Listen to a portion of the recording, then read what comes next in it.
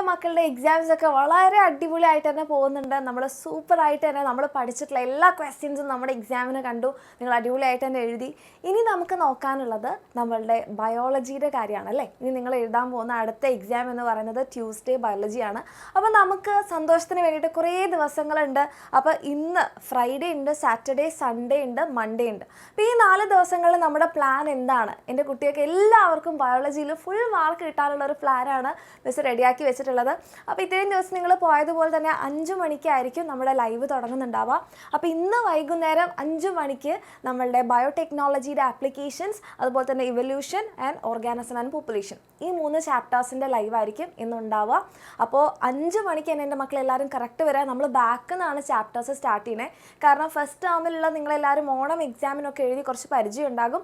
അപ്പോൾ നമ്മൾ ലാസ്റ്റ് മുതൽ സ്റ്റാർട്ട് ചെയ്യുകയാണ്. അപ്പോൾ ബയോടെക്നോളജി ആപ്ലിക്കേഷൻ ഉണ്ട്, ഓർഗാനിസം ആൻഡ് പോപ്പുലേഷൻ ഉണ്ട്, എവല്യൂഷൻ ഉണ്ട്. അപ്പോൾ ഈ ചാപ്റ്റേഴ്സിൻ്റെ ഒക്കെ പ്രത്യേകത അത്യാവശ്യം നല്ല വെയിറ്റേജ് ഉള്ള ചാപ്റ്ററാണ്. അപ്പോൾ ഇതിൽ ഒരു ദിവസം പോലും നിങ്ങൾ മിസ് ചെയ്യരുത് മക്കളെ. കാരണം ഈ ഒരു ലൈവ് സെഷൻസിൽ, ഈ ദിവസങ്ങളിലുള്ള ലൈവിൽ നമ്മൾ കുറച്ച് തിയറിയും പറയുന്നുണ്ടാവും, പ്ലസ് ക്വസ്റ്റ്യൻസ് ആണ്. ഓക്കെ, തിയറി നിങ്ങളും ഒന്ന് മനസ്സിലാക്കി നിങ്ങളൊന്ന് ഓർമ്മിപ്പിച്ചതിന് ശേഷമായിരിക്കും നമ്മൾ ക്വസ്റ്റ്യൻസിലേക്ക് പോകുന്നത്. അപ്പോൾ ഇമ്പോർട്ടൻ്റ് ആയിട്ടുള്ള ലൈവാണ്.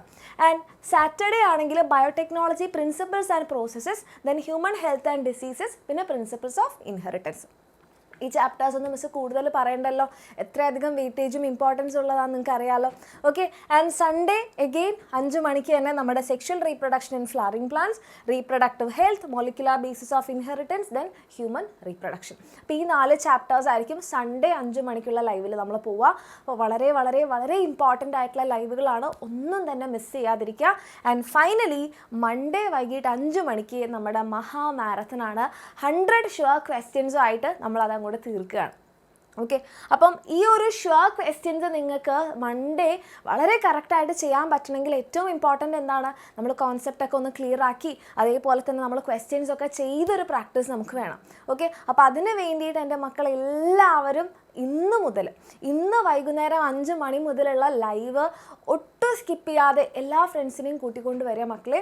പക്ഷേ പറഞ്ഞല്ലോ, നിങ്ങൾക്ക് ആ ഒരു എഴുതി ശീലം വന്നിട്ടില്ലെങ്കിൽ എക്സാമിന് നമുക്ക് ആദ്യമായിട്ട് ക്വസ്റ്റ്യൻ കാണുമ്പോൾ നമുക്ക് കോൺസെപ്റ്റ് അറിയും, പക്ഷേ എഴുതാൻ പറ്റില്ല. അപ്പോൾ ആ ഒരു അവസ്ഥ നമ്മുടെ എക്സാമിന് വരാതിരിക്കാൻ നിങ്ങളെല്ലാവരും വരിക. കറക്റ്റ് 5 മണിക്ക് വരിക. നമ്മുടെ കംപ്ലീറ്റ് ബയോളജി ടീം, ഓക്കെ, ഞങ്ങളെല്ലാവരും ഉണ്ടാകും. നമുക്ക് ബയോളജിക്ക് ഫുൾ മാർക്ക് തന്നെ വാങ്ങിക്കണം. നിങ്ങൾ ഇത്രയും സബ്ജക്ട്സ് ഒക്കെ എഴുതി നല്ല അടിപൊളിയായിട്ട് മാർക്സ് വാങ്ങിച്ചതുപോലെ തന്നെ നമുക്ക് ബയോളജിക്കും ഫുൾ മാർക്ക് ഉറപ്പിക്കണം. അപ്പോൾ എല്ലാവരും നിങ്ങളുടെ ഫ്രണ്ട്സിനൊക്കെ കൂട്ടിയിട്ട് വരിക.